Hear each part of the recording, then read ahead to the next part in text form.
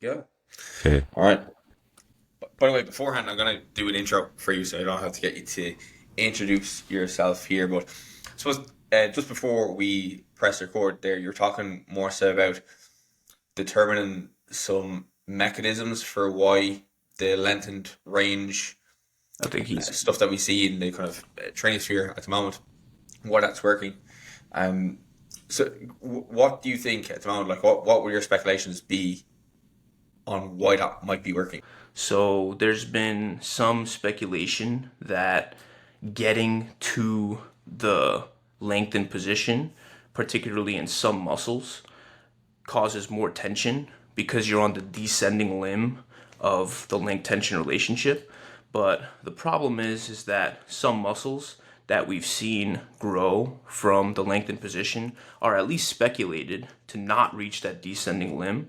So saying that it's because the muscle reaches the descending limb and because there's more passive tension during that descending limb is not necessarily very well supported. There's also some speculation about what the nervous system might do in that situation. There's some people who really think it's a short-term sarcomeres in series slash increase in fascicle length that'll plateau. I'm definitely not on that train, but I've heard that speculation as well. So the real truth is that we have no idea. So anybody that has super strong opinions about what causes it is probably just either not super in touch with how much they don't know, or they're trying to like sell you something or claim to be smarter than they are. I think one thing that's obviously very important to have in this area is having strong opinions but loosely held because the science is always changing. I think the more I read, the more I'm convinced that so much stuff is actually working. But it is important, of course, to kind of get at the root of like mechanisms. For example, like obviously the low repetitions versus high repetitions concepts where beforehand, people used to think, there's no way you could build muscle with loads of like 30% of one rep max, whereas that's obviously something that's been established now. And I know you've done work on the repetition continuum. And when you're kind of looking at that, like what was the motivation for kind of looking at the repetition continuum again? Because obviously that's one of the foundational things you learn as a personal trainer, what you should look at for strength, hypertrophy, muscular endurance. Yeah, so we looked at it from a slightly different context. So I think a lot of the earlier studies were trying to see whether low loads and high loads produce similar amounts of hypertrophy. And now we have a good amount of evidence that that is the case as long as those higher loads, or especially as long as those lower loads are taken close to failure. But what what I cared about specifically for my master's thesis is whether progressing in load versus progressing in reps would produce different outcomes. So that was slightly still covering that question because obviously the group that progresses in reps is going to end up at a higher rep range. But the assumption with that question is that because we know that those high rep ranges are probably similarly hypertrophic, is there any benefit to having a difference in progression scheme? So you could potentially make the argument that, all right, loads are infinitely modifiable. I could go into the gym and increase by a pound or even half a pound and so on. While a rep, it might take me for some exercises a couple of weeks to get another rep. So if our physiology was so sensitive to minor changes, then you could speculate that load might be more beneficial than reps. And you could potentially come up with some speculative stuff on the rep side of things and say, all right, maybe there's different mechanisms at play at the higher reps than at the lower reps. So if you're going through a progression scheme where you're doing some at lower reps or whatever, let's say around 8, maybe even 5, and then by the end of the 8 to 10 weeks, you're up at around 15 to 20, maybe those slight differences in mechanisms could have produced more hypertrophy and so on. So it was more of a practical question. Like, can somebody go in the gym and do they have to care about whether they make a load progression or a rep progression? And what we found is it really doesn't matter, at least on the scale that we looked at. So in an 8-week trial where one group just progressed in reps and the other group just progressed in load, it didn't matter. Just because it didn't matter from a hypertrophy standpoint doesn't necessarily mean that it doesn't matter from a practical standpoint. So you could make a pretty good practical argument that those higher rep ranges suck. So for the most part, if you were doing a hypertrophy oriented program and there was truly no difference, especially for some exercises like the squat, which in the study that I ran, there were definitely more complaints from the rep group, so the group progressing in reps, particularly in the squat and not as much in the leg extension. You're like, yeah, all right, let's probably keep, even though it may not matter on an 8-week time scale, because it sucks and it might matter on a longer time scale, probably keep those compound movements to a more moderate rep range. It's sort of the practical takeaway there, I think. Yeah. With those participants in that study, was there any preferences or anything that kind of came, maybe you didn't capture quantitatively, but anything that kind of came through from like your interactions with them? Did the group that were progressing the load or the progressing the reps, was there any kind of differences in maybe their preferences or maybe like their like notes or anything like that? Yeah, so I think as I mentioned, I think the rep group was definitely more fatigued and just hated their life just a little bit more, especially when doing the squats. The leg extension, not so much, definitely less complaints. So I think other than that, there wasn't too much in the way of complaining.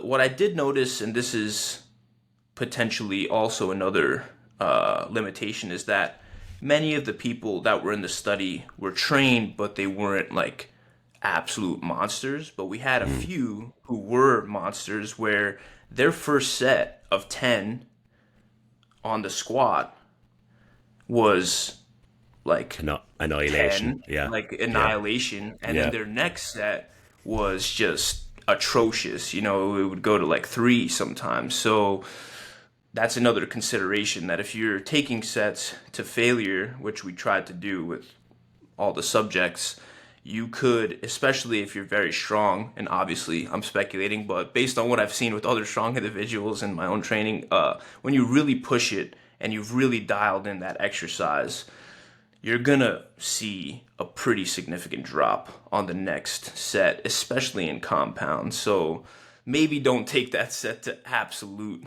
failure. Yeah. From a practical standpoint. It's one of the things Shane and I suppose, and there is obviously a bit of data to support it, but it's one of the things we always notice, or we would say, is that the stronger you are, the less you can tolerate, the faster the candle burns. And I suppose even, I'm sure you see it as well, that the individuals with the bigger muscle mass, the higher totals are the ones that kind of tank. And I suppose in the like even in like heavy endurance sports like the ultra marathons, you kind of see women typically having better outcomes there. And I suppose it is kind of one of the things I would have to be conscious of with a lot of my own kind of more advanced clients, is being quite cautious with volume. And I think that's kind of the hard things to kind of filter out, is what is the correct dose to kind of drip feed in.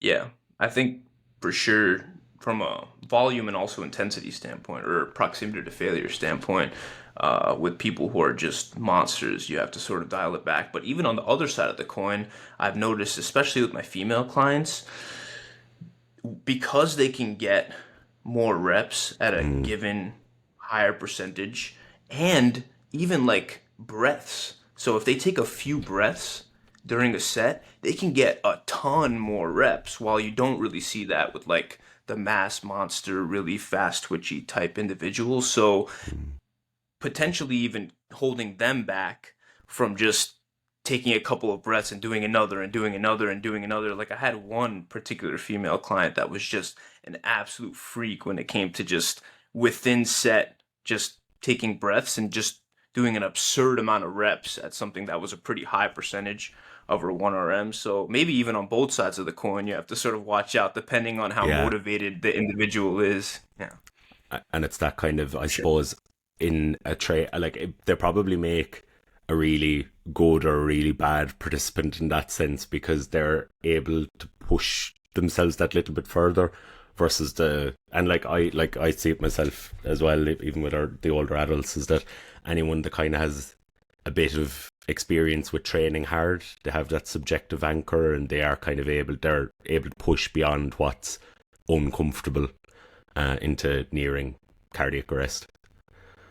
Yeah, for sure. And that's sort of what you'll never see that in an actual paper like written out, but there are always going to be considerations. So for the vast majority of individuals, if they were doing their first set at 10, they never drop below 5. But in those couple of people who were just really strong and hitting the throttle, and there's a difference between form failure and just absolute like this person was not coming up and putting the bar down on the safeties very often. We were like, listen, like this is form failure for this particular study. So if you grind and he did like, if the rep takes 7 seconds, don't do another rep. But Yeah. I mean, he just hit the throttle every time. So you just get different personalities. I remember even during my undergrad, I was running studies completely unrelated to hypertrophy. And this was in HIV positive individuals. We wanted to keep them at a specific heart rate. And even when the person was reaching that target heart rate, we wanted a RPE from the individual, so 1 to 10. And the person was clearly struggling and said 2 every single time. And no matter how much you explain to the individual that Yeah. we just want an accurate depiction of how hard this is feeling, he would say 2. Nah, I feel great, but he's like huffing, So you're always gonna get some individuals that just don't quite fit the mold of the average, So Yeah, unfortunately. by definition, mathematically, right? Yeah. One of the papers you did that I suppose we're kind of going to dip back and forth, but one of the papers you did that I was pretty interested in was the obviously me and Shane are hobbyist powerlifters. Please don't look me up on open powerlifting, but you did a study that looked at hip thrust versus squat and their effects on the deadlift. And I think I like the idea as a research question, which is, okay, so is squatting alone going to help your deadlift? Because I suppose we kind of have these memes or these ideas that permeate lifting culture, which is, if your deadlift is weak, you probably need to train your hip extensors way more. And this is probably a programming thing that a lot of people, it's kind of like a trap a lot of people fall into, where it's more, the assumption that more is better, maybe not getting better at what you're actually already doing. So anyway, you're the man, you're the author. Can you give us a little bit on that was my take on it and why I liked it as a paper, but could you maybe kind of go through maybe a bit in the background to it and what was the kind of the original hypothesis behind it? Yeah, so you guys said you're hobbyist powerlifters. I am not a strength athlete in any sense. So my primary interest is hypertrophy. I try to avoid anything that sort of, if it's like revolves around strength in any way, I'm just like, I'm probably gonna like look at it, dip my feet in, but I'm definitely not gonna, because there's something about, because I've done some stints of trying to get stronger. There's something about really trying to push strength, particularly in specific lifts, that's less forgiving than hypertrophy, in that you have a lot of different ways to attack the problem. So if you're trying to increase a squat, there's no way around it. You have to put more weight on the bar. And often you go in and you're just like, man, I know I need to do this and I know I can do this, but I do not want to do this at all.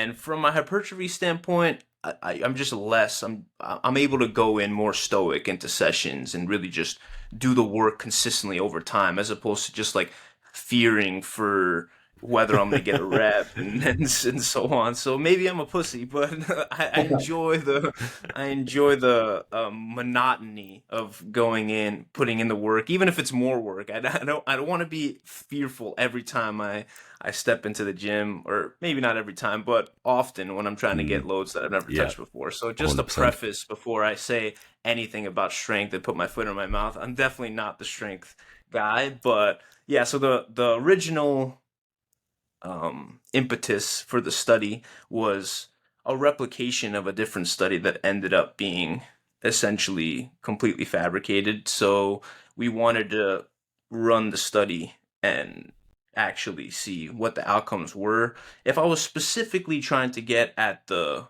question of muscle lengths and how they produce different hypertrophies, I wouldn't have done squat versus hip thrust. But Mm. because there was a previous study that got a whole lot of media attention, we wanted to sort of replicate that study. And it's a super popular question. Like, it was just a Mm. fun question, honestly, in that a lot of people cared about which one would produce more hypertrophy, particularly for the glutes, but also, in other muscles. But mostly it was a glute hypertrophy question. And so we had one group that was just squatting the whole time, one group that was just hip thrusting the whole time, and we measured, obviously, glute hypertrophy, but also hypertrophy of all the leg muscles. So the quads, the hamstrings, and so on. So we found that both grew the glutes similarly, but the squat, unsurprisingly, grew the quad muscles a lot more, and neither exercise grew the hamstring muscles very well, which makes sense because of the fact that it's lengthening and shortening at the hip and the knee. So from a strength standpoint, there was literally no difference. And this was kind of surprising to me. It was 20 pounds, I want to say, increase in both groups. And they both started at the same exact deadlift average. It was off by like 0.02, which is absurd. We Mm. got like pretty lucky by the fact that the groups were evenly strong, so to speak. So why that is, I mean, it's really hard to speculate because these were untrained individuals. So their deadlifts, as you might imagine, were initially atrocious, and then through that initial session, they got better really, really quickly. But they're still, their nervous system is still getting used to the movement and everything like that. So Mm. you might argue that it's a really good way of isolating the neural question because they're all complete novices, but there's obviously a whole lot of things that go into it that make you a lot more skeptical of the result from a strength standpoint, because if they haven't fully locked in all the neural aspects of the deadlift, then, a few people who really had struggle picking up the deadlift might skew numbers and so on. So I'd feel more comfortable with a design where, let's say we were really trying to isolate the strength question and we had a few week lead in period, then Mm. I might have a little bit more strength in that outcome. But just from a speculative standpoint, I would have guessed that the sticking points and where they are for a squat and a deadlift being similar, like closer to off the floor kind of thing, would have made sense. But some powerlifters that have trouble with locking out, there could be a benefit to the hip thrust, but many argue that the lockout issue is actually potentially a from the floor issue, like where you start kind of thing. So I think there's just so many variables that, unfortunately, especially because I'm not a strength guy, but also just in general, I think it's going to take some trial and error. I see some people swear by it and they say that, or they added it in and they added like, 30, 40 pounds to their lift, but meaning they added the hip thrust in and they added 40 pounds to their deadlift. But I see a whole lot of individuals that said that it did absolutely nothing. So from like an anecdotal standpoint, I don't think we can say anything super strong, but it was an interesting and a bit surprising outcome that there was no difference at all.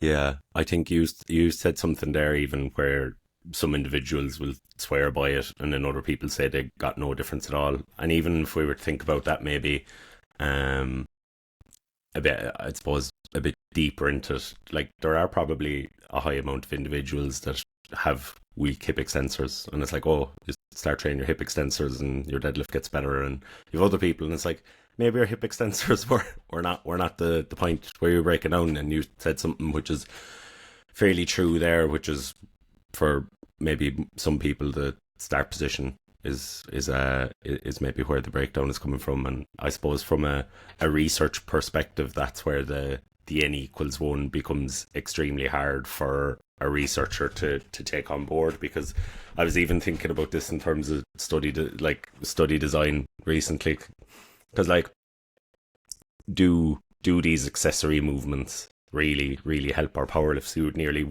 need some kind of equation of the quads relative to the glutes, relative to the hamstrings, relative to I don't know what else, but and then you'd need to be able to differentiate people into these are the people that need stronger glutes and these are the people that need stronger quads. It would be an absolute nightmare. Maybe down the line that's probably something that could come to fruition, but for the moment I think untrained individuals would probably be the sample where it might make more sense. Or like you said, if you had that introductory period or kind of build-in period of a couple of weeks. Yeah, and even in untrained, I mean, you might still see imbalances, quote unquote, or not imbalances, just differences in knee and hip extensors. So like maybe getting baseline muscle mass and then splitting them up like that. But I mean, it gets super hard because then there's assumptions along the way that just because there's differences doesn't mean, so you could have, all right, differences in baseline muscle mass, but then limb lengths change things, and then, you know, whatever, there could be tons of other hip socket, there's way too many variables to sort of account for, where you could potentially, when you have more granular predictive capability, split people up and then say, all right, these accessories might work for these people, but we're nowhere near there. So just from my area, like hypertrophy, we're nowhere near there. I think we're further off from there from a strength standpoint in terms of, I don't know why, but it seems like it gets less love in the literature in terms of people obsessing over it. And I think that may be because I think that may be a good thing in that you know when you're getting stronger. So there's less need for an approximation of what makes sense. So from a hypertrophy standpoint, because I don't know for sure that I'm growing week to week, I need some other proxies. I need some research telling me that I'm in the general vicinity. I want my lifts to be going in the right direction and so on. But all of these things are an indirect way of assessing that I'm actually growing. It takes weeks to know whether I actually successfully grew. While from a strength standpoint, even though there's some fitness fatigue things, you're pretty confident when you're getting stronger. So I think there's less in the way of lifters like being obsessed with knowing, like, all right, what makes sense? What should I do now? Because many times when things are going right, they know they're going right and they can stay the course. While from a hypertrophy standpoint, you can say that, meaning lifts are going well and all that kind of stuff, but you're always going to be a little less sure with something that takes longer to see whether you're doing something right. No, Which 100%. sucks, but yeah. It's I suppose even with like I would be dealing mainly with older adults, but building muscle, it's not that it's an abstract concept, but of all of the physical qualities, it's quite like you said there, like where that's components of fitness rather than an actual structural change. And that's kind of where you said something that's quite true there, which is when people are getting fitter, if they're training for balance, flexibility, strength, cardiovascular fitness, they can, as they're training, they can feel those components of fitness improving. And I suppose maybe where you might have an acute like hump where you're like, oh man, I feel like fucking house, and then you lose that and you're pretty diminished. But I think even you said it there, which is week to week, those changes are pretty unstable even, and it's it's probably a harder, maybe a little bit of a harder sell, I suppose, maybe from a research perspective as well, where it's as a health component. I suppose once muscle mass, or maybe from a sports component, there are, outside of bodybuilding, few sports that rely on you being as jacked as possible, or as that little 1 or 2% okay. Is it going to be are we going to make optimal gains training at an RP 7 or an RP at 20? Do I need 20 or 50 sets to get as jacked as possible? It's the 0.1% of the things that go into it. But I think that's what's kind of fun about our area as well, is that it's the bottom rung of the ladder, or the real bottom of the pyramid, everyone just kind of bypasses, and everyone's kind of arguing over.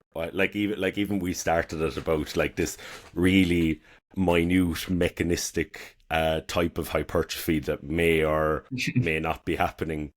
We can't put our finger on it, but if you look up hypertrophy on YouTube at the moment, the lengthened partial or the lengthened range is what's dominating the sphere, and I kind of love that as well. It's like we're arguing over such pedantic minutia. I think it's brilliant. Yeah, I definitely keep perspective on this all the time. So anytime I sort of delve into one of these arguments, and they're usually very heated, which is extremely entertaining to me, obviously. So I always maintain this perspective that we're in amazing times if we can be, 100%, comfortable enough to argue about these like minute details, which, might matter for a bodybuilder or somebody that's really trying to, maximize their potential, but on the grand scheme of things matters very, very little. So I think that keeping that perspective is really healthy. And you see a lot of comments and people getting down about speaking about these things as if it makes training less fun, or I think they're just taking it too seriously is the problem. Like, I think it makes training more fun because who cares about like those details? I think the only way it could make training less fun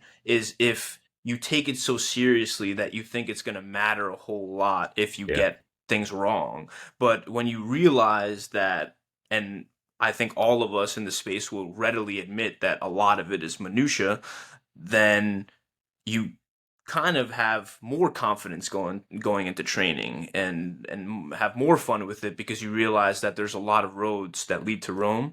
So I think people should definitely try to take that perspective more often when they see people arguing about these things. So yeah, No, for sure. 100%. But it is definitely entertaining. It is entertaining, but even like you said there, which is we live in a society where we're like all of the hierarchy of needs are met. We're really operating in that top the upper echelons of it when we're arguing about regional specific hypertrophy, and do you need to spend 2 hours at the gym or 4 hours at the gym? It's fun. I love it. I think almost like by the week I'm becoming more like a bro in my thoughts in some regards, because of like some of the debates can be so like superficial to a degree, that if you're a newbie who comes into the space and you just see some of these arguments, you might end up like focusing on the wrong things. Whereas like when I'm like putting out content now on social media, I'm like thinking like, okay, what does this person need to like know the most about? They probably need to know about effort, doing enough of that effort over time, being consistent with it. And like ultimately, we were mentioning how, people have been getting jacked for decades without really knowing a lot of what we know now. Now it's just kind of like confirming a lot of thoughts, as well as like disconfirming maybe some of the reasoning behind certain methods. Like I put a post the other day about how the old mentality was you do high reps to etch into details of the muscle, and if you want to make the muscle more dense, you do heavier weights, which obviously we know is not the case. It's more so like the extent of your diet, how mature, quote unquote, the muscle can be. And yeah, I think that's when these arguments make it very easy. It's important to come back to first principles thought process. Like think about the likes of specificity, the likes of overload, fatigue management, and like, making sure that we have good kind of recovery practices in place, because like ultimately that's what a lot of this stuff stems from, and then it's just these are like the cherries on top, right? Yeah, and I think it's also important to remember the other side of the coin. So knowing the details and knowing the why and being very confident about the big rocks can actually help you steer people toward the opposite side of things, where how can I get the most out of less? So if you understand that the principle of diminishing returns, where the vast majority of gains are going to be gotten earlier on set wise, and if you understand the relationship between volume and intensity, where, okay, if you want to go even lower on the volume side of things, then probably go higher on the intensity side of things in terms of taking sets closer to failure. If you buy into, which, I think there is actually pretty strong evidence now in especially untrained individuals, that training at longer lengths is at least neutral to positive, then you could potentially even maximize time from that standpoint, where whatever 70% of your exercises are at least hardest in that lengthened position. So you can literally take a person who comes to you and says, I don't really like the gym a whole lot. I want to get as much out of it as possible. How can I, in 2 sessions a week, 30 minutes per session, maximize growth and just feel better? And you're like, okay, perfect. The biggest thing is going to be about consistency, getting in and doing stuff that's the most bang for your buck. So we're not going to go crazy with volumes. We're going to push hard for sure, because you're going to recover. It's, 2 times per week. And you just use all those principles that you might apply with an individual that's trying to tick every box, but in reverse, where you made sure that they're getting the most out of less. So they're probably not going to maximize their growth, but they could honestly get pretty dang close. And over time, this is something that we don't know. Whatever, it might take them an extra few years to reach their genetic ceiling and so on. But you can essentially reverse engineer a lot of these principles to get the most out of less. So I think that's one thing to keep in mind with some of these topics that could potentially be minutia when applied to somebody that's already, hammering everything. Like, they're probably not, like, they're doing so much that, and this is something I think about a lot too. If you think about the sort of dose response relationship, especially with somebody that's ticking every box from a sleep, stress, nutrition standpoint, and all the things outside the gym, I think the curve probably looks like up and then tapers off and then is flat for a while before it goes down. So they're probably doing so much in the way of volume that the minor differences probably matter a lot less when they're just throwing everything at the wall. So potentially a lot of these things that we're learning are really going to be most applied, from just speculating, obviously, most applied in individuals that are in the moderate to lower set ranges. If it's true that it is more of a U relationship, then I'd be wrong. But I just somehow doubt it. This is one of my hot takes, where I don't think more is going to end up being detrimental until very way out for the vast majority of individuals, especially the individuals that are trying to dot their T's and dot their I's and cross their T's from a outside the gym standpoint. Where you could potentially run into issues is somebody that's just hitting the throttle in the gym but underslept and not eating enough and so on. Then you start to see in practice, and even I'm sure within yourselves, that like just shit goes wrong when you're trying to push it in the gym and everything outside the gym just sucks. So Yeah, and I think maybe you kind of what I picked up from that, as regards to anabolic stimuli that actually can lead to hypertrophy. And I would definitely agree with you, and I maybe don't see it as much in, I obviously don't deal with bodybuilders, but in powerlifters, where if everyone has all of these other things going really, really well, like maybe if they're doing a myo rep set versus a traditional straight set on one exercise, it's negligible to zero is probably the outcome difference, or at least it's almost immeasurable, I would assume. And I suppose maybe where where what I always think about these things is if it's longitudinal, as opposed to we kind of look, maybe in the research in our area at least, we kind of look at things in 8, 10, 12, 16 week periods. We don't kind of go like and come look at like, okay, is this might make a difference, a whole pile of difference in 6 years, because advanced trainees not going to put on a whole lot of muscle mass in this period of time. But if someone starts off training and they train this way versus someone that starts off training and they train this way with this amount of exposure to these anabolic stimulus and maybe their lifestyle following this way, that's kind of maybe the question to ask, as opposed to necessarily, oh yeah, so in this program I'm going to really go into deep or hold this in the stretch position for a little bit longer, or I'm going to maybe move the strength curve to favor the lengthened range. I'm going to do a load of reverse banded leg presses. Yeah, for sure. That's one thing that I don't think we have a good answer to, but it's definitely a very good question as to if the methods, something I think about not too much because of the fact that I don't think we'll ever actually get at this question, but it's sort of, is there a ceiling?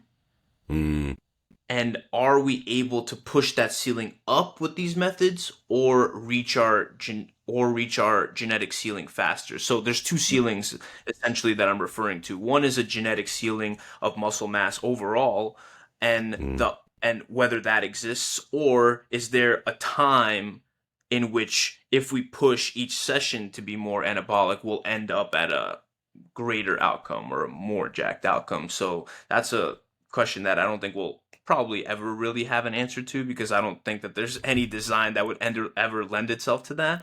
But it is definitely an interesting question as to whether you could end up with a more muscular physique overall if you maximize the anabolism over the years, as opposed to will you just get there quicker?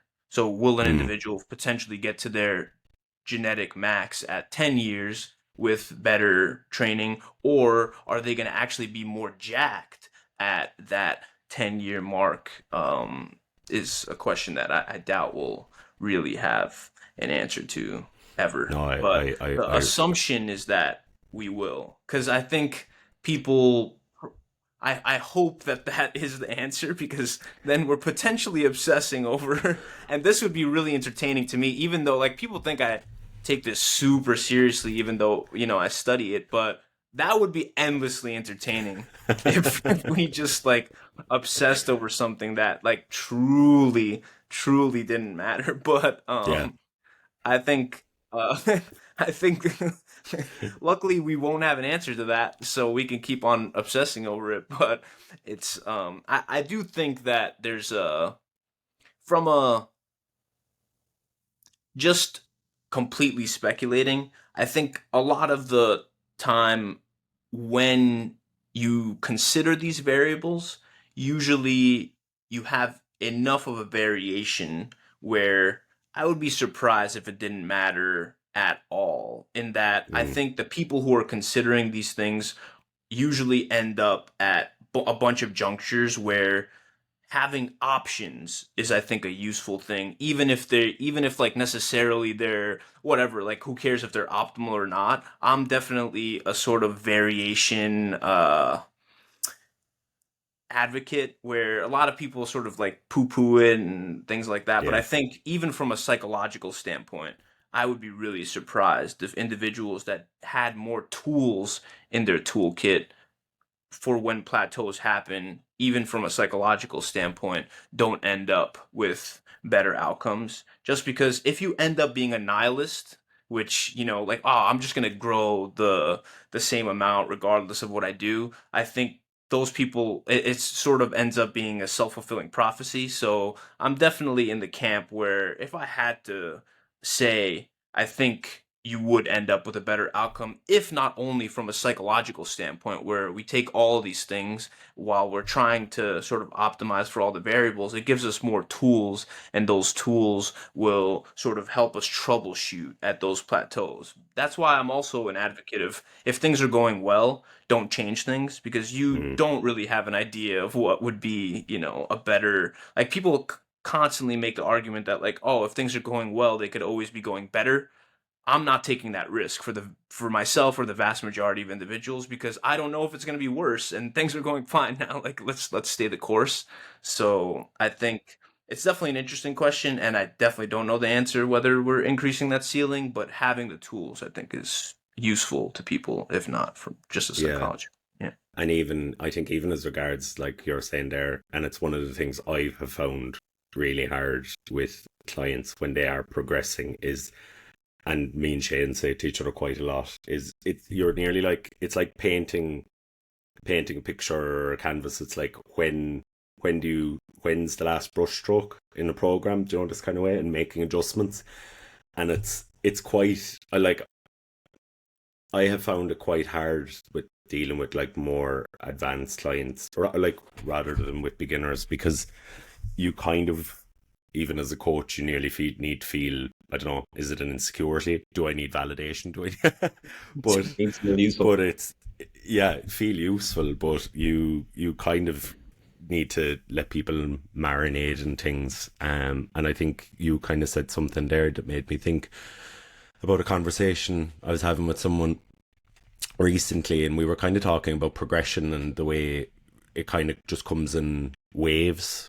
And I suppose for a lot, and definitely in hypertrophy, like going back to what we were saying earlier, you really need to let the chicken marinate to get the full effect, especially for something that's a little bit more longitudinal, rather than kind of, you like you said, where if you're hitting a static RP 8 treble, and then you're going from 220 at this level of effort to 240 at this level of effort in 4 weeks, it's pretty clean cut. But when we're looking at things from a muscle building point of view, it's a lot harder. And I think where leaving people to sit in a program or to sit at something is probably, in my experience, yields better results than making arbitrary changes or variation for the sake of variation. Yeah, for sure. Yeah, I suppose it comes down to knowing for yourself what is meaningful progress, because to an advanced lifter, adding 2.5 kilo to their squat every block or every even second block would be pretty fucking nice.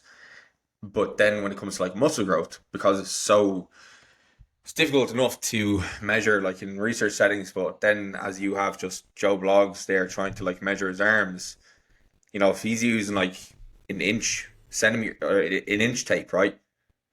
You're not going to detect the difference using inches. For most people, it's probably going to be millimeters. So Yeah. from that context, for muscle gain, I think past getting those like newbie gains, it almost has to like transition into like a process of like self mastery. So like we discussed a lot of like different variables there that you could potentially look to optimize within just like your training program, but then there's obviously the outside of the gym factors. So like the likes of improve your nutrition towards like a more healthful diet. You can obviously structure it in a way that's in theory going to be more promoting of hypertrophy too. Again, optimizing your life so that you have low stress or even just better ability to handle like life stressors. Same again with your sleep, and a lot of these things do have like trickle down effects onto other aspects of your life, but they may help with like being able to handle more training stress. And then that in itself, it's not necessarily going to directly lead to you having like more bicep growth, right? But it could over time lead to that. But it's again not necessarily something that you're gonna like, right, this week I'm gonna sleep 8 hours and next week my biceps will be bigger. But it is you going through a process of improving some aspects of your life that could potentially down the line lead to it, right? So I think past the beginner phase, it almost has to become that if you want to do it long term. Because like if you talk to any advanced bodybuilder, especially like natural bodybuilder, because they're not gaining like fucking kilos or pounds of muscle a year the same way an enhanced guy is. Like a lot of those guys are not doing it for the process of gaining muscle at that point. Like it's obviously it can be competitive, but a lot of them will say it's because they're like mastering themselves or mastering their mind or mastering their body. It's a little bit easier for the strength athlete because we can see when their total's gone up. But it's bodybuilding physique development is yeah, pretty much self mastery. Yeah, so I guess there's two sides to the coin there. There's you have to trust the process a bit more from a hypertrophy standpoint, where you just need to make sure that you're doing the right things, and then over time you'll start to get a sense of whether things are going the right direction. Like let's say you're pressing overall in a bunch of different rep ranges is going up, then you can be a little bit more confident that things are going in the right direction than potentially just neural gains on a specific lift and so on. So there's some things that can give you an indication in the short term, even though they're not great tools. But something you mentioned from a strength standpoint, which you know when things are going right. The problem with knowing when things are going right, sort of that double-edged sword, is that you also know when things are going wrong, and not trusting the process when things are going wrong in the very short term can end up definitely shooting yourself in the foot. So, one or especially two bad sessions in a row, and you're like, crap, am I on the right program? Is my coach a dumb asshole who freaking doesn't know what he's doing? So I think, especially when things aren't going to go like sessions are by definition going to be average, right? So some better, some worse, and most right in the middle. I think just staying the course for both is going to be super, super important. And potentially it's easier to do that when it's not super obvious that you're shrinking. You're almost assuredly not shrinking. But from a strength standpoint, I kind of see more people program hop there than even like I think people are convinced now, and especially because of the evidence-based community, that like at least stick with things for 8 weeks, but probably 12 weeks or so might be the sweet spot for most individuals from like a psychology and milking gain standpoint, until you make some minor modifications. But from a strength standpoint, especially when things aren't going super well and some lifts might go down week to week, then you start seeing people really make some silly changes and go into like some really high frequencies on more lifts than should be very high frequency and so on. So I think that's where the utility of a coach comes in, where trusting that individual and hearing them say stay the course when you can get in your own head. And see, this is why I stick with hypertrophy, because I'm just like, goes back to me being a pussy. Like, I'm gonna switch programs because things aren't going right, and just shoot myself in the foot. So yeah, I think training, I think this is one thing that's also a super important principle: making training as predictable as possible. And I think I've heard the Yeah. data-driven strength guys say this, like making it as predictable as possible, even if it means sacrificing some stuff that's potentially optimal, is a really, really good idea. So maybe going a little less volume and so on, but going in there and not doing something that's potentially going to mean like some weeks are really trash is probably a good idea for the vast, vast, vast majority of what you're doing. Because I mean, there's no getting around it. Like, psychology matters. And so getting in there and performing mostly average is usually a good thing for people, where they're not gonna, it's very similar to a scale weight type thing, where we're fine with those like day-to-day fluctuations when we see the sort of trend over time, as long as it's not super crazy. But when you start really trying to throttle things in one direction in training, sometimes it can get kind of crazy, and then you feel some weird thing and like you're twitching in an area, and you're like, what the hell, I've never felt this before. And then you start questioning whether you need a freaking deload. And yeah, so I think Yeah. better to go with something more moderate where training is predictable than to No, try. I definitely agree with you. I think even with exposure to higher RPs, it's one of the things I have found where psychological, like there's a physiological need in with higher RPs for strength training anyway, for the stars to be aligned to have a good outcome. Never mind psychologically, lifestyle wise. Did you have a fight with your missus on the way into the gym? Did your, I don't know, did your fucking dog get lost? Like there's a lot that can kind of play on that performance. And I think with strength, in particular being able to reproduce strength consistently, or at least levels of effort consistently, is really, it's kind of the secret sauce for strength and kind of holding. I have seen with static RPs more recently with my athletes, rather than using like a wave system where the RP could progress or periodically progress, and maybe you'll have periodic pre-planned deloads. That's kind of maybe where I started, but now I think with a lot of the data emerging, where if you can have, like you said, consistent performances week to week, it allows for more predictability in the training and more predictability of performance. Because I've definitely found that with those higher RPs, there's probably going to be a little bit more fatigue accrual. If you've more fatigue accrued from training between sessions, it's probably going to negatively affect performance. And that's kind of where I think strength training can kind of be, like you said, where people can kind of press the panic button and kind of go like, oh, I need a deload, or oh, I need to change coach, or oh, I don't like this aspect of the program. And they could have progressed really, really well up to a point. And I suppose maybe where it's working within the confines of, I suppose, coaching and periodization being a marriage. You really have to exist in the Venn diagram of what is pragmatic and what is optimal. And I suppose where it's an integration of psychology and physiology, and also a little bit of experience. It's a tricky tightrope to walk, because even when you could have a big jump in performance, maybe you've been really, really not frying someone, but maybe you've been really, really cooking someone. You've been getting some really good high RP work. They're adding 2.5 to the bar every week, and things are going really, really well.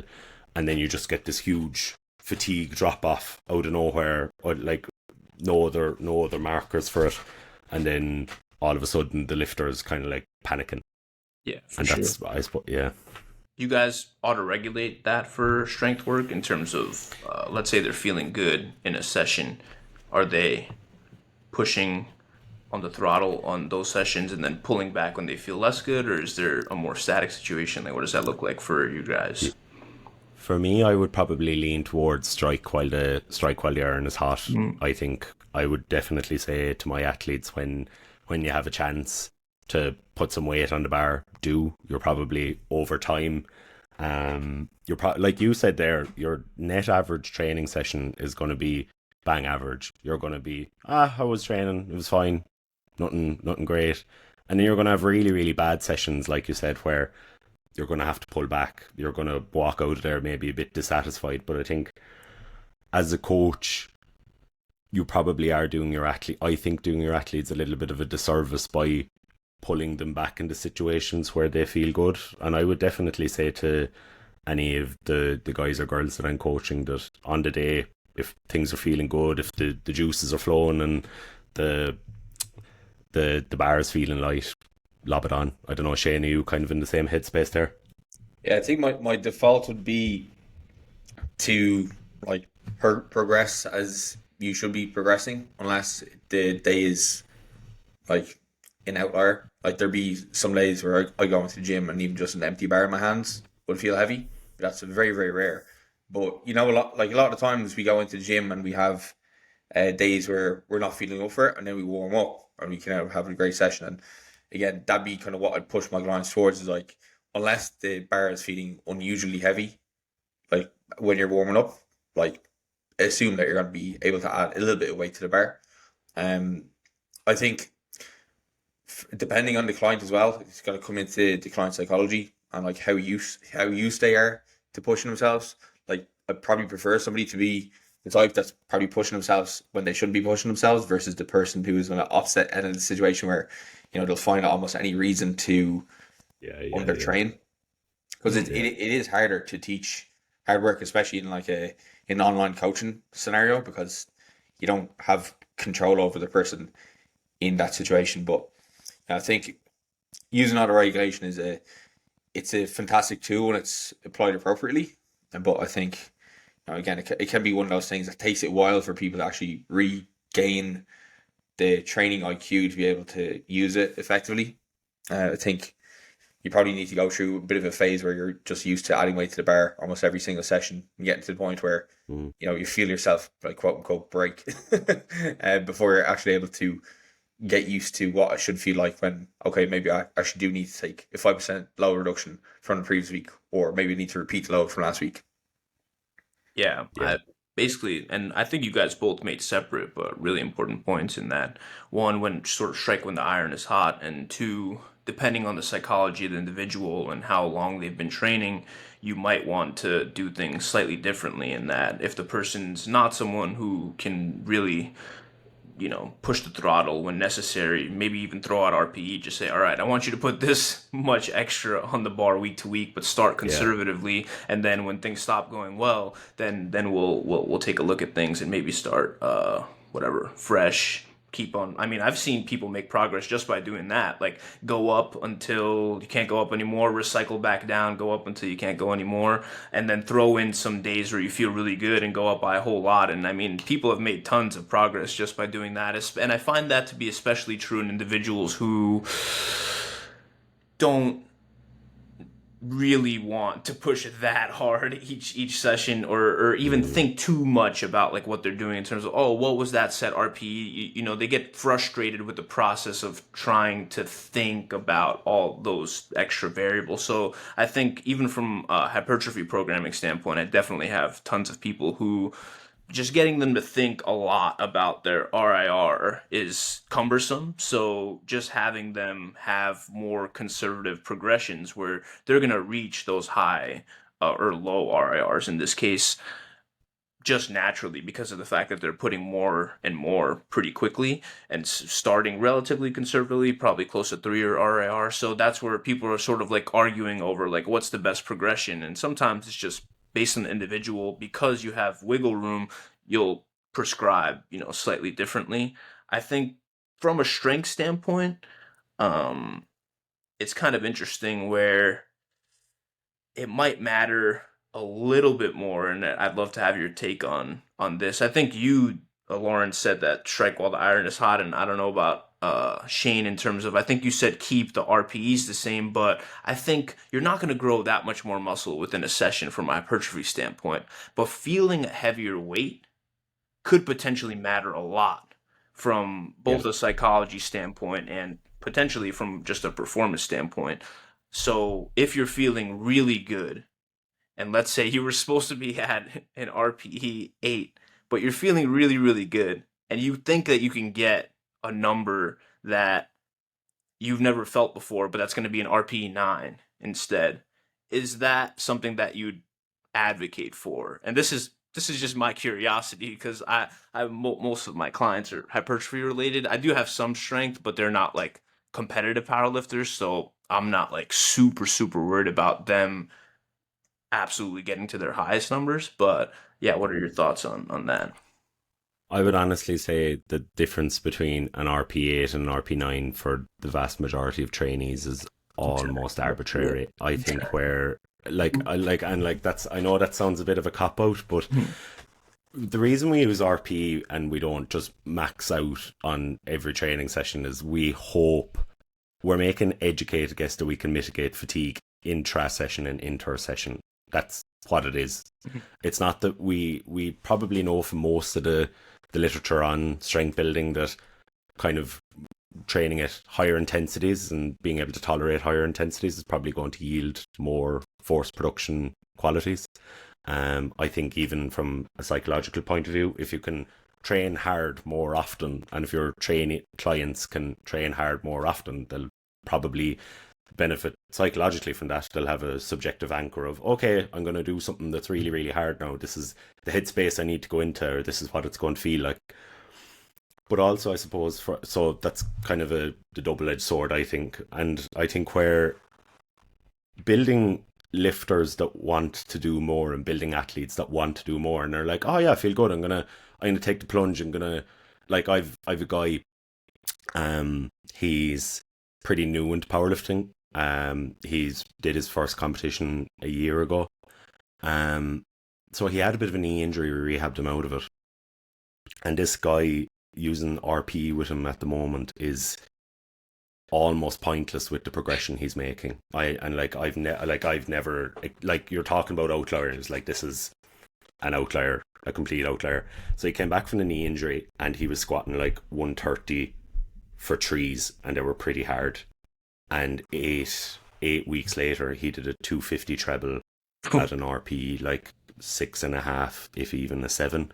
And like I'm starting his peak, and I was just like, just add 10 to the bar every week, or I was like, let's go between RP 7 and a 9. He's so new to strength training, he's like so heavy. That's what I'm kind of getting out of him. And like, this sounds really, really funny to say, but if he was he's really advanced in terms of his strength level, but his training age is still, for powerlifting, is still pretty young. So like, it probably, a lot of his training we've just boiled down to, this is light, this is a low level of effort, this is a medium level of effort, and this is a high level of effort. And I think for a lot of, we kind of lose the wood for the trees with RP and with training, I think, in powerlifting, where most of what we're trying to do, at least, is maybe you might have some structural adaptations, but maybe I suppose we're trying to drive maybe some neural adaptations, or maybe really drive up peak intensities. So I think for him, having, okay, this is where we're going to maybe accrue some volume, these are the sets we're going to push, and it's just gone really, really well. But like, we're starting a peak now, and I have no idea where his top end is. None whatsoever. I can maybe make a guess, and I like, what do? Do you just say, I want you to do a heavy single for the next 4 weeks, and I just have to admit that I don't know, and we just have to see where we end up? Yeah, which is a good problem to have for sure. So yeah. I'll definitely take it. Yeah, I think with less, especially, this is where you sort of get into territory where a lot of people sort of take the research or take what's the latest trend and run with it, where people start to apply these concepts to newer individuals and try to make things way too complicated early on, where you're prescribing RIRs, and a person who, it's their first day in the gym, that's probably, not the best way to go about doing things. Just they'll figure out how close they are to failure later on once they've, mastered the exercise and so on. So I think a lot of the times we gatekeep advanced training when we shouldn't. Yeah. And then other times we use advanced things too early. So it's like there's the double-edged sword there, where sometimes like certain exercises get put, or certain techniques like drop sets or something like that are only advanced, which is kind of ridiculous. Like, you could take anybody and tell them to go a little lighter and go to feel like, that's not an advanced technique. Like, it's a freaking bicep curl. Relax. Like, and then on the other side of the coin, you're prescribing, RIRs, or making training, like doing all kinds of weird periodization schemes in a person who just walked into the gym as well. So I think we're sort of misapplying advanced training a lot of the time, where a lot of the actual more advanced concepts, which people should probably worry about later on, we're introducing earlier, and the things that can actually just be fun and probably have no downside are stuff that we're skipping because it's too advanced or something like that. So I always think about RP and RIR, where this is just a vehicle we've arrived at to describe how hard we're training. Yeah. And I suppose we do have to allow for variation on a day, for fatigue kind of within a session to influence the RP. And what I've probably found with some people is, like, to go back to your original question, where if someone feels good, are we going to go to that higher RP? I think as long as the effort is relatively consistent and people kind of aren't too afraid of failing, I think is potentially another thing. And it's like you said earlier, where strength training for you is a little bit of a drag, there's a little bit of fear, there's a little bit of I suppose maybe performance anxiety, maybe that might creep into your training. I'm not trying to whoa my dad loved me but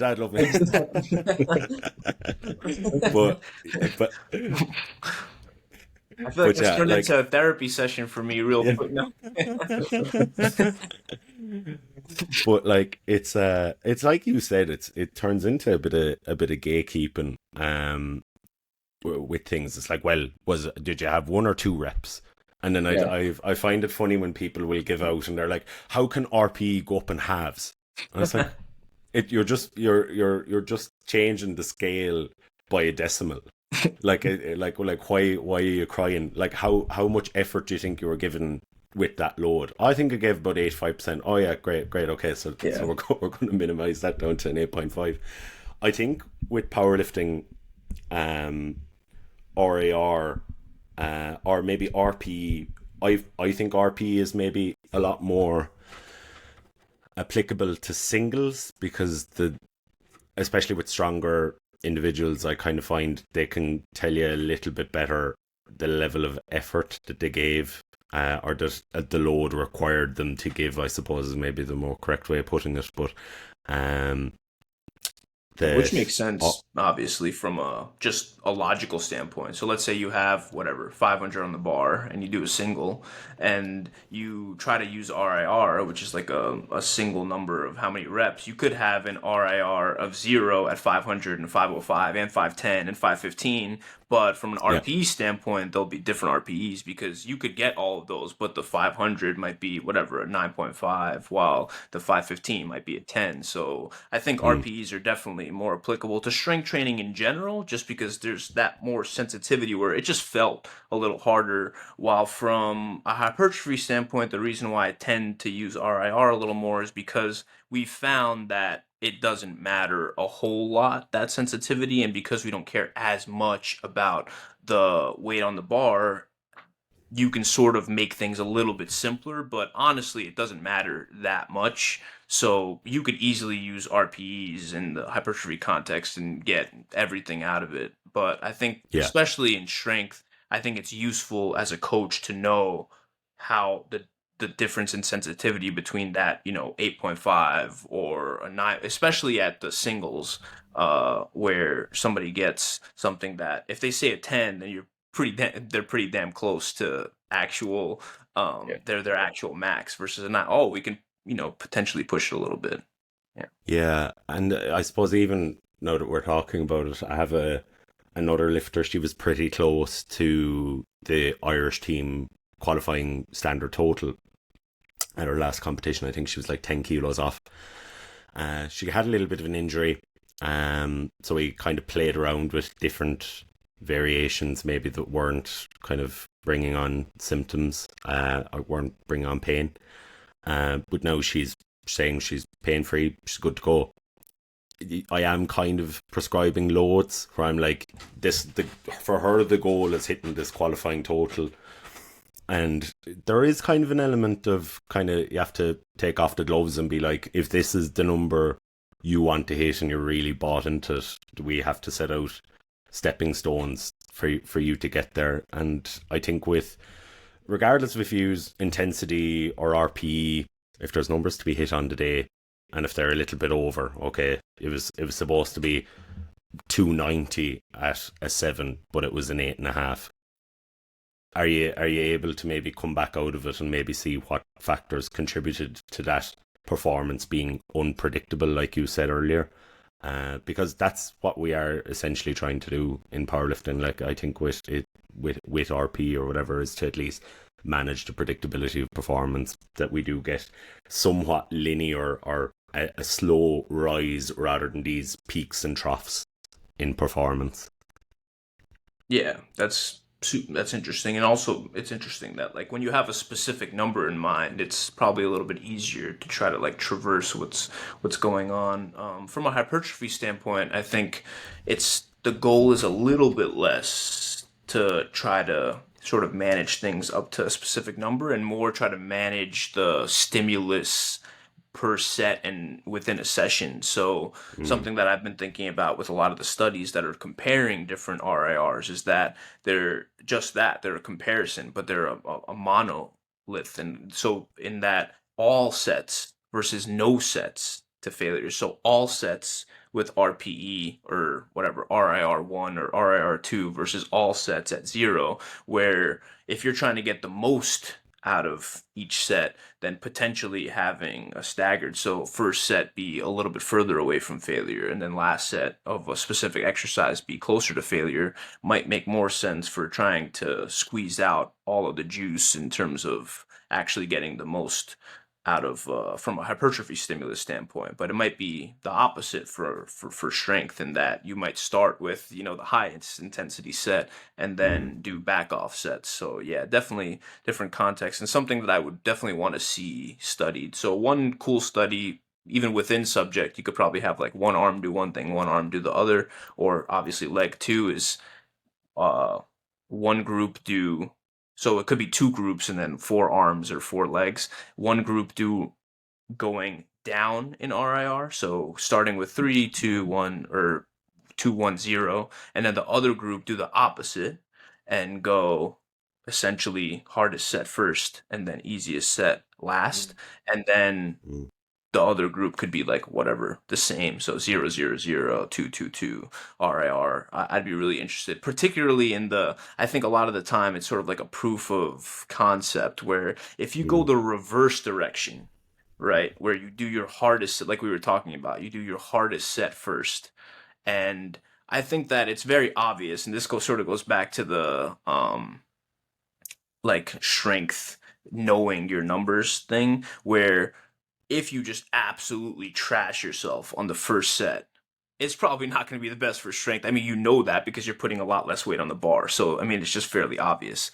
But from a hypertrophy standpoint, it's not necessarily self-evident. I would guess that you reducing your volume load so much because of the fact that you're getting less performance is probably a bad thing for hypertrophy, but that's never been looked at. So if we found that going super hard first set and really tanking your other numbers is not detrimental for hypertrophy, especially in a within subject design where you're sort of accounting for all the other variables, nutrition and so on. There's a bit of a limitation there, but not much actually from a hypertrophy standpoint. Then you could throw, and it would be even more annoying, but then you're throwing out the window one thing that all of us lifters use, which is like, if performance is going well, then especially within the session, then things are going well from a hypertrophy standpoint. So if that doesn't turn out the way we think, then you could end up in a situation where you're like, maybe sort of managing within session fatigue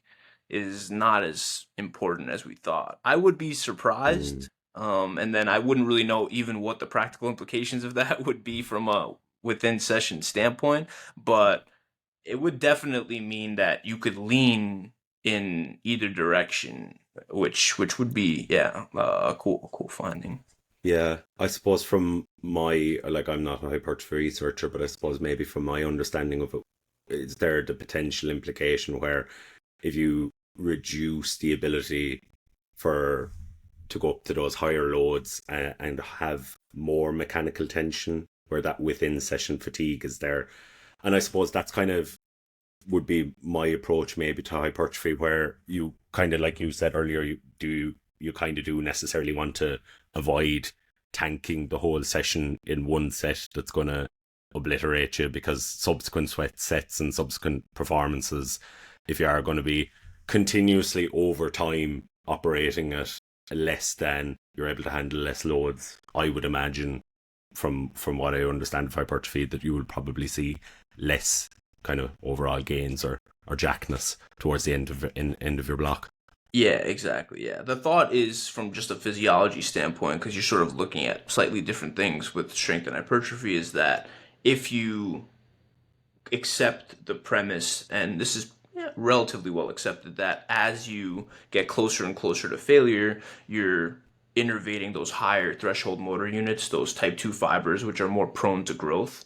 If earlier in a session you tank yourself so much and fatigue those higher threshold fibers, then potentially in subsequent sets, you're not going to be able to cause or activate those same fibers. And because they're more prone to growth, they won't get as much stimulus. But that's speculative, because it could be that you're reducing the load, but they're still going to be activated. So meaning like it could be that you're bringing fatigue into the next set, but those same fibers are still going to. So because we don't really have a good handle on what happens with which fibers get innervated, Mm. it's a lot harder of a question from a hypertrophy standpoint, because now we're talking about the actual morphological adaptation and which fibers are actually getting activated versus strength. It's like, all right, I don't really necessarily Yeah. care which fiber it is. If I'm Yeah. putting less load on the bar, that means my nervous system is feeling that load less, and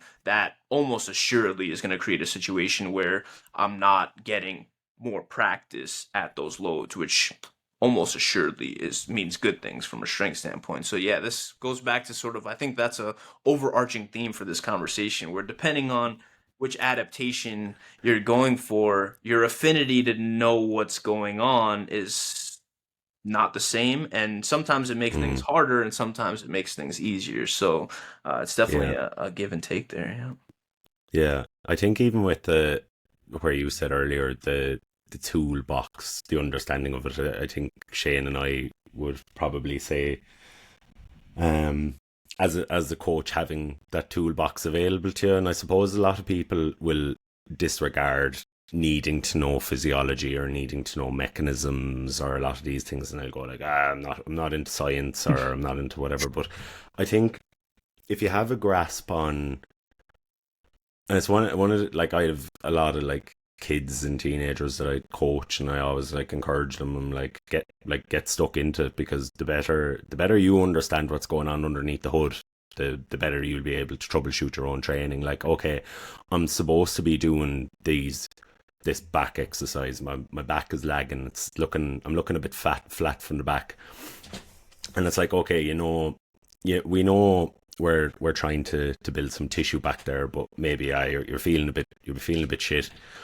Like, low and high load training can be equally as stimulative of hypertrophy. Kind of like saying, like, knowing the role of motor units and recruitments, knowing proximity to failure, understanding what that's doing underneath the hood. I think for a lot of coaches and trainees, I think it's pretty underrated. Like, I suppose for maybe the three of us, we're probably in a little bit of an echo chamber here, where we're talking about such niche concepts. And I think maybe Shane said it earlier, like, as regards his content, loads of Shane's friends have him blocked because of his content. But I think for the for the newer trainee, like, Shane's stuff is probably really, really useful. And I think where you're kind of the angle researchers are coming at things, where we probably have a pretty good understanding on the lower levels, or it's kind of with the upper echelons of things, where are the more esoteric things where researchers are kind of dying on the hill. Yeah. But I would be yeah. Especially from an applied standpoint, I think that's almost assuredly true for a lot of the questions, in terms of like a lot of the main big rocks are probably covered from a hypertrophy standpoint with a newer individual. But when you start getting into potential applications of some of these mechanisms for clinical populations and potential drugs and stuff like that, that's when you really want to dive super, super deep. And I think we'll probably have something that resembles, and this might scare some hypertrophy research, but something that's non-androgenic that is also hypertrophic, probably within, I mean, this is not my area of research, but I know of researchers in the area. So I would say I would be surprised if within our lifetime we didn't have some substances that were not anabolic steroids that helped with hypertrophy, even without actually lifting weights. I don't think that they'd actually be out of a job. So I'm not like, I don't think their fear is adequate, meaning I don't think the fear is warranted, because just because a substance is anabolic doesn't mean that you're going to experience all of the gains that you would. So, meaning I don't think it's going to replace the gym in order to maximize outcomes, or at least get much, much better outcomes, especially for a multitude of tissues, bone, tendon, and so on. It's not going to replace the gym for sure. Like, there's just no way, because it just does so many good things. but I would be very surprised if, 10, 20 years from now, we didn't have some anti-sarcopenia agents that were Yeah. used in the general population because they're safer and can get them an extra, 5 or 10 pounds, which, makes a pretty big difference to physique. So, yeah, that's why I think some people, they're like, oh, why do we care about these mechanisms and things like that? And they're only looking at it from an applied standpoint where, a lot of these researchers want to know these things because they potentially want to get at a pathway that they can manipulate with a drug or something like that. So, sometimes we could definitely miss the forest for the trees when it comes to like really really trying to optimize every variable in like super advanced individuals that, like we said, they're already bashing their training over the head. So I definitely agree with that.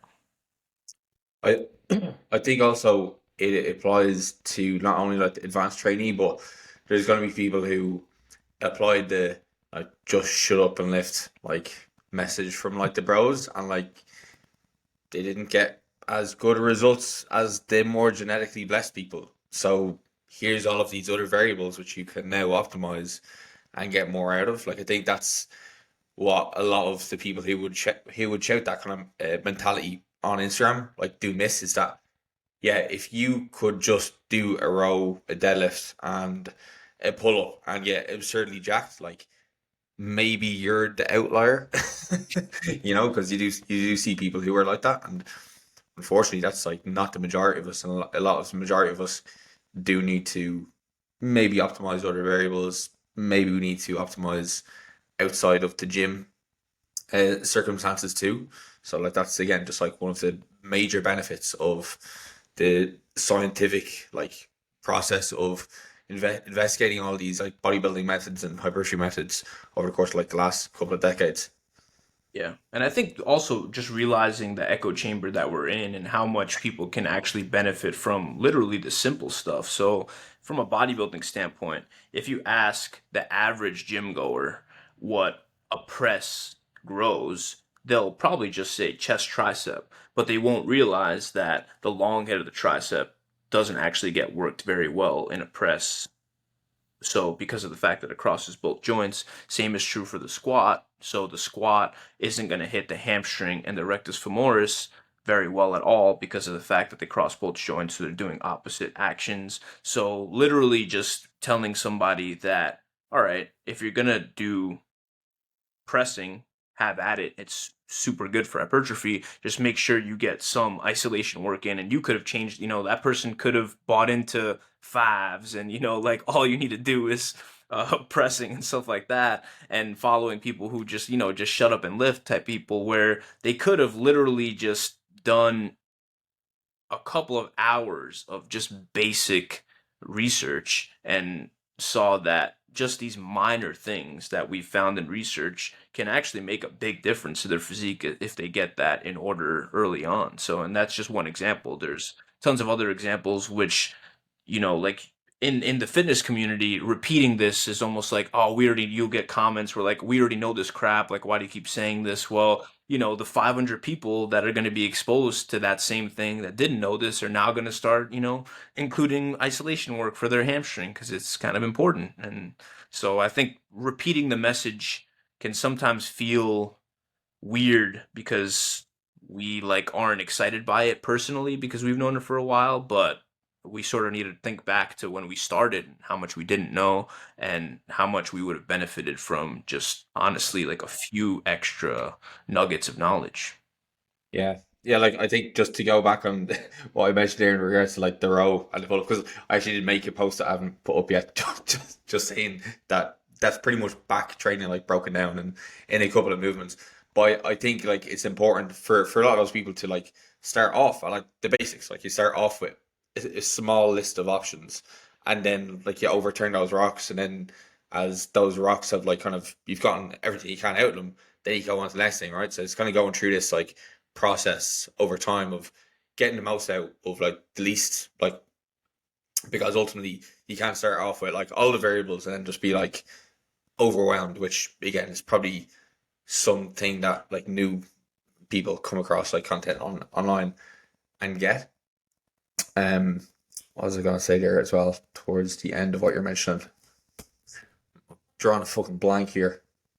Which Uh, topic was it? I said a lot of stuff in terms of just like making sure that you repeat the stuff that we all have heard a bunch of times, but newer people yeah, haven't. like even volume has been talked about like so much like the last like few months. And I don't necessarily think it's a bad thing because I think ultimately like training volume is like one of the foundational things that we can manipulate to get more results. And I think of all the controversy that was coming out like last year about like the Ennis paper, I think the big thing that just kind of showed me is like we can probably tolerate more than we think we could have at one point. And is that not a good thing? Like a lot of us get into training because we enjoy training, and if we could do more and get a little bit more return, is that such a bad and controversial thing to have to like get? Like I don't get it. Like Yeah. Yeah, I think that's the cool thing about sort of I try to always spin a lot of the negative things I see in the field to a positive. So I think the fact that we overreact over one study is obviously a bad thing, but that overreaction also gets attention, and with that attention comes you being able to put things into context. So like let's say for my hip thrust back squat study, you could do a bunch of things. You could underline that hamstrings didn't grow, so potentially getting that variation and doing some hamstring specific work is important. You could underline that different exercises could probably even though we equated volume in the study, different exercises can tolerate different volumes very likely. Just from a pragmatic standpoint, the hip thrust probably can tolerate more. So it's like, all right, now we put in people's head that different exercises can probably be programmed differently based on how you recover. And like you said with the NS paper, I think you can stress the point of diminishing returns where, all right, because the differences weren't super large, but they were larger and people could tolerate those volumes, that, all right, maybe some specialization phases can be useful for people that are really trying to maximize, but most people are going to get the most bang for their buck between that 10 to 20 range. So taking all of these headline grabbing things and spinning them in a way that you kind of help everyone, where, all right, in this context, making sure that, you account for the fact that muscles cross two joints, that there's a point of diminishing returns. So stressing principles while going over how they would apply to people who are trying to maximize versus people who are just trying to get the most out of less is, I think, a useful thing. So instead of being mad that everyone's going crazy over one study and getting down on the fact that people sort of interpret research not so well, I try to use it as sort of a springboard to sort of inform about the important principles and potentially give people, like you said, more options. So if we can tolerate more volumes, that just means that, we have more options, in that, all right, maybe because we can't do every muscle at, 30 sets or something like that, you might take a couple of muscles that seem to tolerate it for your own training, put them up while a lot of your other muscles stay at, uh, moderate to low volumes. So that's what I've been actually playing around with a little more, where I'll have a couple of muscle groups that are at the higher end of things and most that stay and then oscillate. So then that one goes down, others go up, and it's sort of like a waveform there. So Yeah. that's not something that I would necessarily recommend in somebody that like was just trying to get the most out of their training from a short amount of time, but somebody that's trying to maximize growth could probably benefit from that sort of waveform. Yeah. I think to be a good coach or athlete or researcher, you have to be willing to change your mind in face of evidence. And I think being dogmatic about any single approach and but even acknowledging this is my preference and being able to preface that with, I realize in weight of this evidence that this is no longer optimal, but I'm going to train this way because I like it and I'm going to stick to this program is absolutely fine to say. And being able to say, I am potentially wrong and this is potentially not a great approach for you, but this is what I'm doing, and it mightn't be optimal, but I am getting some results, and I'm willing to also say that my results are potentially suboptimal. I think even for me, like with the initial kind of like full range of motion kind of versus training through partial range of motion, that whole kind of fiasco that I suppose for some might change a lot of people, might change some people's minds. For me, I suppose you have to be willing to say that certain like you kind of said earlier, in certain positions, certain we might get regional specific hypertrophy, or it might lead to different kind of areas that might be hypertrophied. But for me, I'm probably going to stick with full range of motion. I feel like I like it. I feel like I probably get some mobility benefits out of it, but I just like how it feels. And that's kind of something you just have to put up your hand and accept. But I think if you're an athlete, I think if the evidence is kind of showing, okay, look, you probably need 20 sets a week to progress. Maybe that's a bit extreme, but maybe you do need 20 sets a week to progress. That the dose response relationship between intensity and volume for you is you need to do 20 sets and they all need to be an RP of 9. And you just have to run with that, because if you are this person that is kind of more bought into outcomes or to the end point rather than how you got there, which a lot of athletes I think are, you just have to be willing to accept that sometimes the juice, you're not worried about the squeeze, you're more concerned with the juice. Yeah, I definitely think it's really good for us to. I forgot which podcast it was, but they started the podcast off talking about like their biases and why they were biased toward a specific type of training, and then got into the conversation. So it was kind of interesting hearing the different perspectives. So one of them, I remember which podcast it was in, but essentially one of them really loved high volume training. And the reason they liked high volume training was not necessarily because they enjoyed it, but because they believed that, sort of from a Dragon Ball Z standpoint, if they were willing to do things and train in a way that was sort of like dose response, I'll get more out of more, and most people are not willing to do that much, then I'll get better results. And so like sometimes there's like an interesting psychological play there where it's like, I'm going to do the hard thing and I want a better result because most people aren't willing to do what I want to do. And it's hard to accept that some people might get better results from, you know what I mean? Like, so there's definitely tons of things that go into our biases that I wouldn't have necessarily even thought of. So like from the other person who was in the pod, this is the Stronger by Science podcast. So Pac was on the complete opposite side of things, where he wanted to get more out of less and couldn't really imagine somebody wanting to do more for a very marginal extra bit. So like how people sort of perceive things going in can definitely inform how they interpret the research. So I think that's really important, especially from an applied standpoint. You could look at the same study, and even if you have a pretty good understanding of the stats and stuff like that, still come to a different conclusion because of the fact that you're going into it with certain priors. And you could even like take the same, especially because we don't have designs that are exactly the same. Like if we had a study that was running exactly the same way, then we might be able to draw stronger conclusions for that specific context. But because all of them are slightly different volumes, or the rest periods are slightly different, because you interpret the other research / practice differently, you might go into it and say, okay, in this context, this might have happened because they were resting for slightly longer, or because they were controlling for. So like, there's tons of things that you can start to finagle with, and maybe a lot of the time you're just off base and lying to yourself. But there's honestly a decent amount of good interpretations that are plausible when looking at the same actual study, with appropriate, understanding of the limitations of the stats and stuff like that. So really important to underline the fact that there's not a wrong way. There's many right ways. There's definitely wrong ways, but there's many right ways, and being able to differentiate that, I think, is a skill that's pretty hard and sort of gets at, I think, the difference between good communication and bad communication. So I think there's tons of coaches that wouldn't be able to do that, which are still great coaches, because of the fact that a lot of that stuff is minutia.